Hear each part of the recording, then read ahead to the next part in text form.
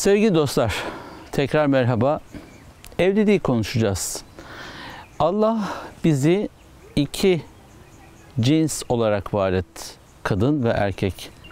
Her ikisi de birbirine gerçekten örtüşmek, örtünmek, kenetlenmek, birleşmek, buluşmak, var olmak ve bir olmak üzere yaratılışından var edilmiş çok kıymetli iki insan. Peki günümüzde evlilik kolay mı? Kız istemesinden, sözünden, nişanından, nikahından evlilik merasimine kadar yüzlerce bin liraya tekabül eden harcamalar. Bir de buna başlık parası, modern çağda bile hala başlık parası konuşulabiliyor. Hediyelerin ağırlığı, altınların çokluğu ve insanoğlunun normal şartlarda kaldıramayacağı talepler. Hususiyle kız ailesi ve bizim kızımız çok kıymetli, bizim adetlerimiz şöyle diyerek farklı taleplerde bulunabiliyor. Tabii ki kolaylaştırın, zorlaştırmayın. Peygamberimizin düsturuyla hayata bakacak olursak burada kolaylaştıran ve doğru insanla evladını buluşturan insanlara selam olsun. Çünkü bugün zengin olan aile yarın iflas edebilir. Bugün fakir gözüken insan yarın evlenebilir. Tanıdığım bir büyüğüm anlattı. Ben dedi bir ailenin kızına talip oldum. O zaman camide imamdım dedi. İmam olduğum için bana kızı vermek istemediler. Sonra yakın zamanda büyük bir bankanın müfettişlik imtihanına girdim. Kazanınca bankada çalışıyorum ve yüksek maaş alıyorum diye duyduklarında gelip kızımı istesinler. Ben vereyim dediler. Fakat ben gidip kızlarını almadım. Çünkü paraya değil bana emanet edeceklerdi kızlarını ki ben en emniyetli, en güvenilir makamda severek yaptığım imamlık vazifesini ifade ederken versinler isterdim. Neden böyle bir şey yaptılar diyerek onların teklifini bu sefer ben reddettim dedi. Çocuklar ailelerinin baskısından kurtulmak, kendi özgür düşünce ile hayatlarını kurmak anlamında bir şekilde kalkıştıkları mücadelede çoğu zaman sıkıntı yaşıyorlar.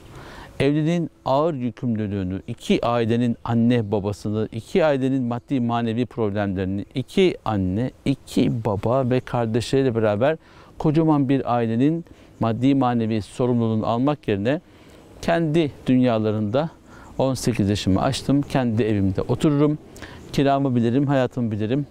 Evlendiğim insanın maddi manevi sorumluluğunu ayrılırsak nafaka yükümlülüğünü bu tarz şeyler artık çocuklar çok akıllılar, çok dikkatliler. Birçoğu da okumuş olduğu için araştırıyorlar ve bunlarla karşı karşıya kalıp hayatımı zindan etmek istemiyorum diyerek evet bir elmanın iki yarısı olamayız belki ama ben özgür olurum ve istediğim insanla beraber olurum diyerek Allah'ın emrinin hilafına hareket etmeye başlıyorlar.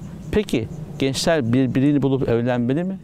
Yoksa Nur suresindeki ayetin emrine göre içinizden bekar olanları evlendirin mi?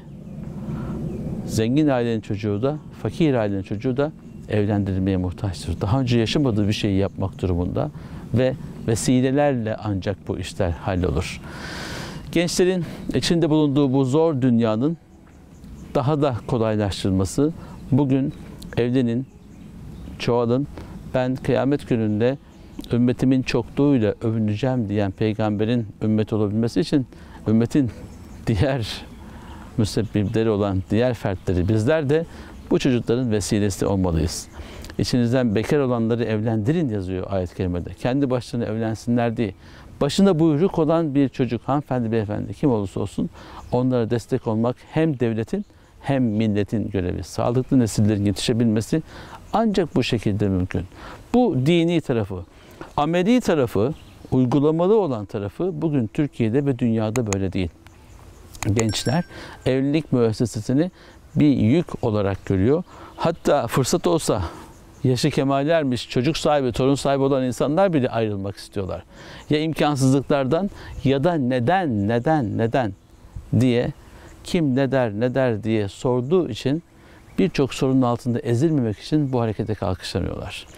Hayatın gerçekleriyle yüzleşmeyen din İslam hukuku olamaz. İslam hukukuna göre de Kur'an insanların birleşmesini tavsiye ederken birlikteliklerinin yürümediği halde talak müessesesi yani boşanma müessesesini açıp bırakmıştır. Sen benim kızımı boşayamazsın, sen benim oğlumdan ayrılamazsın gibi tehditlerle bugünkü nesli böyle bir kabın içerisinde hapsedemezsiniz.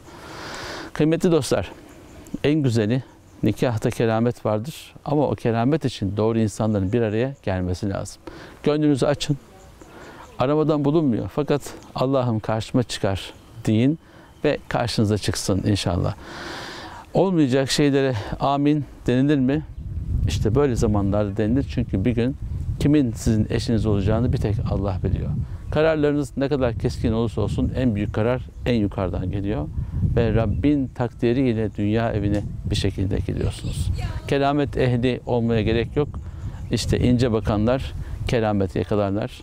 Her şeyin ve herkesin sahibi Yüce Rahman'a emanet olun. Allah'a ısmarladık.